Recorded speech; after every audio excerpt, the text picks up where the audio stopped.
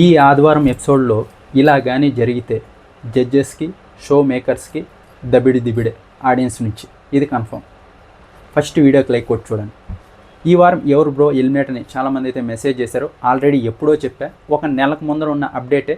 అదే నిజం అనిపిస్తుంది నాకు. ఎందుకంటే ఈ నో ఎలిమినేషన్కి కొంచెం కన్ఫ్యూజ్ ఉంటుంది. వీళ్ళు షూటింగ్ పూర్తి చేశారు కదా, ఎప్పుడు పెడతారో కన్ఫ్యూజ్. అదే నిజం అనుకుంటున్నా ఇప్పుడు ఉన్న పరిస్థితులు చూస్తే.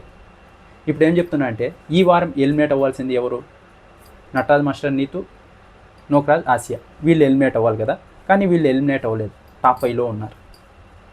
ఈ వారం ఒకవేళ ఎలిమినేషన్ లేకుంటేనే వాళ్ళు టాప్ 5కి వెళ్తారు. అందుకే చెప్తున్నా, ఆదివారం ఎపిసోడ్ చూసిన తర్వాత మనం ఇంకా గట్టిగా మాట్లాడుకుందాం.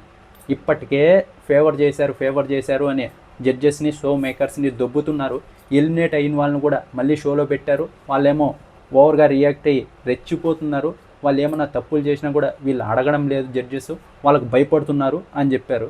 ఇప్పుడు మళ్ళీ ఆదివారం కనుక ఒకవేళ ఫేవర్ చేశారనుకోండి, ఇంకా నెక్స్ట్ సీజన్ ఉండదు మ్యాట్ ఫర్ ఈచ్ అదర్.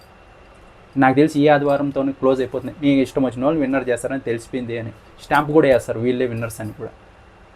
చూద్దాం, ఆదివారం ఎపిసోడ్ చూసిన తర్వాత ఇంకా క్లియర్గా మాట్లాడతాం.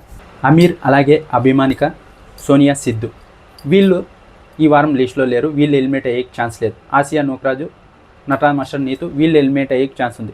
ఈ వారం నో ఎలిమినేషన్ పెడితేనే వచ్చే వారం అభిమానిక, అమీర్, సోనియా, సిద్ధు వీళ్ళు ఎలిమినేట్ అవుతారు. Double elimination. ఈ వారం నో ఎలిమినేషన్, వచ్చే వారం డబుల్ ఎలిమినేషన్. ఇది మనకున్న అప్డేట్ ప్రకారం. నా ఫేవరెట్ కపుల్ చాలాసార్లు చెప్పా, ఇప్పుడు చెప్తున్నా, అమీర్ అలాగే అభిమానిక వీళ్ళైతే ఎలిమినేట్ అయిపోయారు. వీళ్ళైతే టాప్ 5లో ఖచ్చితంగా ఉండాల్సిన కపుల్.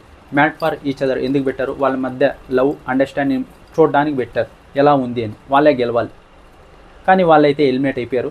ఈ టాస్క్లు ఆడి ఓని అరిసేసి ఓవర్గా రియాక్ట్ అయ్యే వాళ్ళని బిగ్ బాస్కి తీసుకుంటే అక్కడ వాళ్ళు గెలిచినా ఓకే. ఇది కపుల్స్ మధ్య అండర్స్టాండింగ్ కాబట్టి వీళ్ళు ఖచ్చితంగా టాప్ 5లో ఉండాలి, కానీ ఎలిమినేట్ అయిపోయారు.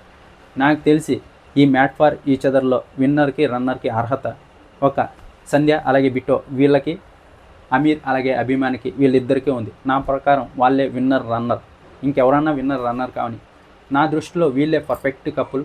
వాళ్ళ మధ్య అండర్స్టాండింగ్ కానీ, బ్యాలెన్స్ కానీ, వాళ్ళ మధ్య వాళ్ళ ఇచ్చుకునే రెస్పెక్ట్ కానీ చాలా అంటే చాలా బాగా నచ్చుతుంది, ఓవర్గా రియాక్ట్ అవ్వకుండా. మీకెవరు పర్ఫెక్ట్ కపుల్ అనిపించారో కింద కామెంట్ బాక్స్లో చెప్పండి.